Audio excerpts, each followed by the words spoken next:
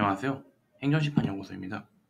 오늘은 저희 블로그 통해서 음주운전 수치 높거나 재범이라도 면허 감경이 될 수 있는 결정적 요소를 알려드리겠습니다. 음주운전으로 인해 면허가 취소될 수 있다는 사실은 누구나 알고 있습니다. 하지만 생계로까지 직결적으로 위협을 받을 수 있다는 점은 운전자분들은 막상 처분을 받고 나서야 실감하곤 하십니다. 하지만 실제 행정심판에서 감경을 받은 사례들은 자세히 살펴보면 호소만으로는 결과를 바꿀 수 없다는 점을 알 수 있습니다. 음주운전 수치의 운전의 필요성, 그리고 입증 자료가 얼마나 탄탄한지가 운명을 가르는 요소입니다. 이번 글에서 실제로 감경이 인정된 사례들을 정리하고 성공적인 준비를 위한 포인트를 짚어드리겠습니다. 행정심판에서 감경을 받은 이들은 공통적으로 반성한다는 말로 부족하였다는 것입니다. 음주운전 수치가 0.08에서 0.1 사이의 경계선에 있을 경우 정황과 입증 자료에 따라 감경이 가능해집니다. 실제로 혈중 알코올 농도가 0.095셨던 40대 A씨가 음주운전 재범이었음에도 불구하고 재량권 남용 가능성과 구체적인 음주 면허 생계 곤란 사유를 입증해서 면허 취소에서 110일 정지로 감경된 사례가 있었습니다. 중앙행정심판위원회 통계에 따르면 음주운전 사건 이용률은 2019년 17.3%에서 23년 5.7%로 떨어졌지만 여전히 초범과 비교적 낮은 음주운전 수치를 입증한 경우 구제된 사례가 존재합니다. 생계가 곤란한 사유가 있으시다면 반드시 자료로 입증하셔야 됩니다. 운전이 생계 유지에 필수적이라는 점은 감경의 중요한 요소가 될 수 있습니다. 다만 곤란하다는 진술만으로는 인정되지 않고 실제로 음주 면허, 생계 곤란을 입증할 수 있는 근거가 필요합니다. 운송업, 택배업, 출장업, 필수업종 등에서 구체적인 업무 내역, 계약서, 납품 증빙 등을 준비한 사례들은 감경으로 이어진 경우가 많이 있습니다.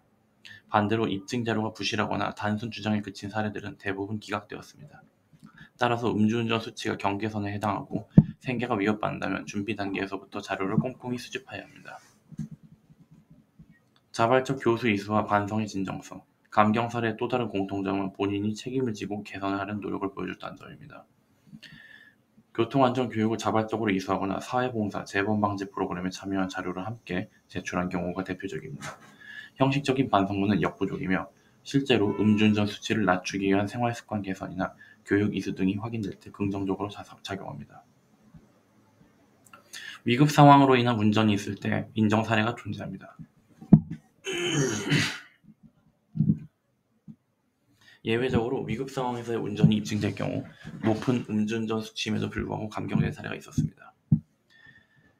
과거 예시로 혈중 알코올 농도 0.119% 상태에서 응급 환자를 병원으로 이송하려다가 적발되신 경우가 있었는데 면허 취소에서 110일 정지로 감경되었습니다.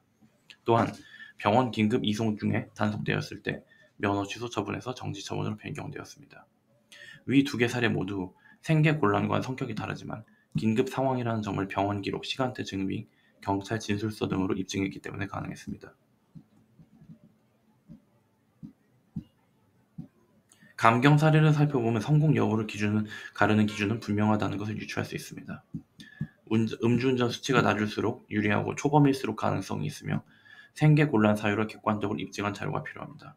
자발적 교육 이수와 반성의 진정성도 긍정적 요소로 작용합니다.